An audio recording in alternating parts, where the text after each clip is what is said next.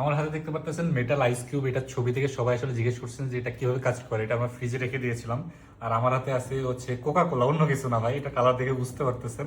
So এটা খুব একটা ঠান্ডা হয় নাই, আর এটা কিন্তু ঠান্ডা হয়ে গেছে। সো এর সাথে একটা টুইজারই বলা হয়ে গেছে এটাকে।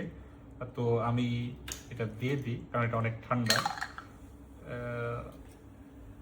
চারটাই দিয়ে দিই, বেশি হয়ে যেতেছে তাও দিই।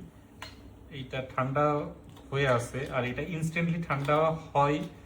মানে বরফ জমতে আমার মনে হয় 7-8 ঘন্টা লেগে যায়। তো এটা 2-3 ঘন্টার ভিতরেই মোর দেন গরম হয়ে যায়। আর সবচেয়ে বড় বিষয় হচ্ছে রিউজেবল। সো এই যেখানে দেখতে পারতেছেন যে এগুলো আমি করে ফেলছি। এখন আমি এটা চাইলেই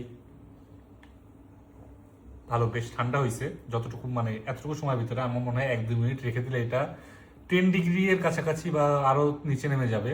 সো যারা এরকম রিউজেবল আইস কিউব চাইতেছেন, যেটা আপনারা আবার পরে এখান থেকে ইউজ করে ওয়াশ করে ইউজ করতে পারবেন।